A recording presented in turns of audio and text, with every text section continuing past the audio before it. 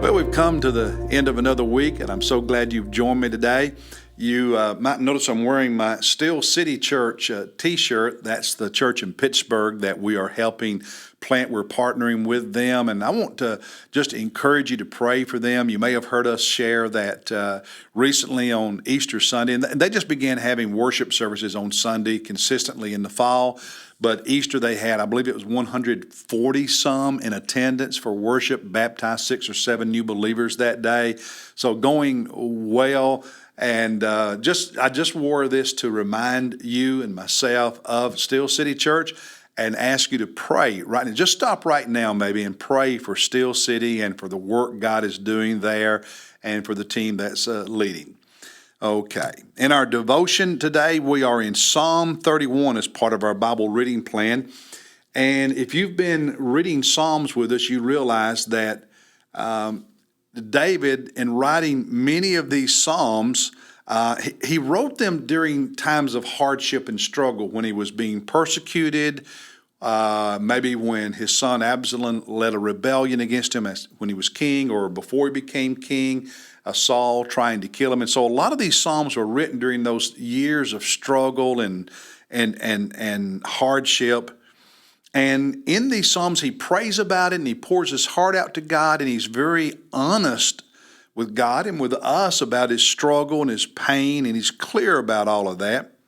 But what really jumped out at me when I was reading Psalm 31 and reflecting on all the other Psalms we've read that David wrote is how he has this tendency, even in the Psalms where he's talking about his pain and struggles, he has this tendency to begin and finish the psalm with praise.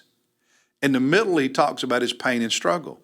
But in the beginning and at the end, there is worship, there is praise, there's an expression of confidence in God and God's goodness. So, for instance, Psalm 31, today's psalm, first 3 verses, "In you, O Lord, I have taken refuge.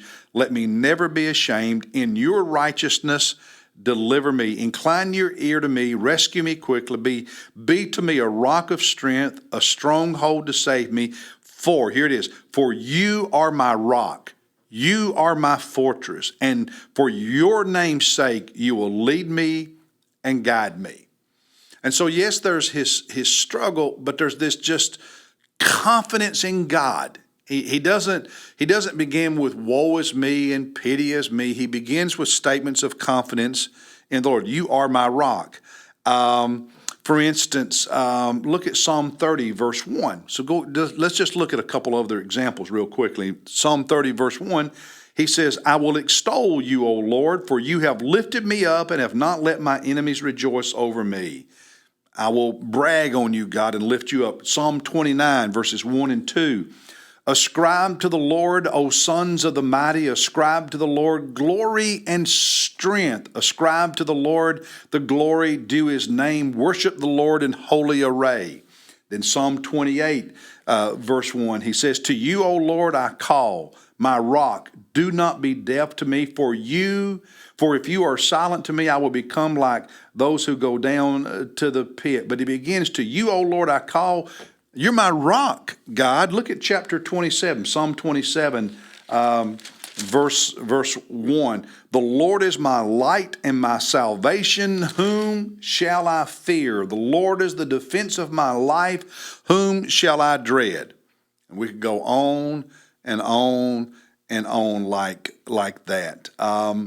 And so he just makes that very clear. If you go back to Psalm 31, where we are focused today, just past that in Psalm 32, verse 1, "How blessed is he whose transgression is forgiven, whose sin is covered. How blessed is the man to whom the Lord does not impute iniquity." That when you confess your sin, you are blessed. God blesses. God blesses. Psalm 33, verse 1, "Sing for joy to the Lord, O you righteous ones. Praise is becoming to the upright." Verse 2, "Give thanks to the Lord.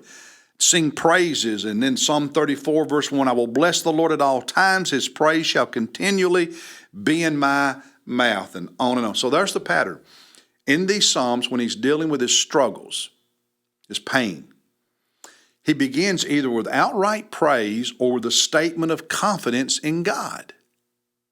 Note that. That's important. There's a pattern. There's a pattern in his Psalms, in his praying, in his worship. It begins with praise. It begins with confidence, with a focus on God and God's glory and God's blessings. And quite often that's how he ends the Psalms.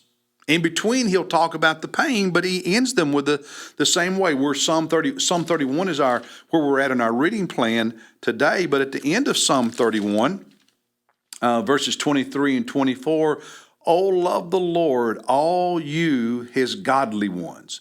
The Lord preserves the faithful and fully recompenses the proud doer. Be strong and let your heart take courage, all you who hope in the Lord." He ends it with a note of confidence and praise in God. The previous Psalm, chapter 30, verse 12, he said that my soul may sing praise to you and not be silent. O Lord my God, I will give thanks to you forever. And one final example, Psalm 29, verse 11, the Lord will give strength to his people. The Lord will bless his people with peace. And so here's this pattern. When David is going through hard times, struggles, pain, etc., he's honest with God about it. He doesn't sugarcoat it. He's clear. He's honest with God. But in his prayer and his praise and his worship, he begins with either outright praise or a statement of confidence in the goodness of God. Then he talks about his problems, and then he ends with praise, praise, praise, and confidence in God. And there's a lesson there that can teach you and me when it comes to worship, when it comes to praise. When we're going through challenging times, it is so discouraging to listen to people who do nothing but complain. Talk about how bad everything is. People of faith, people who love the Lord, people who are walking with Jesus, are honest with him about their pain and about their problems, but they begin and finish their times of prayer. They begin and finish their times of worship with a focus on God and not self.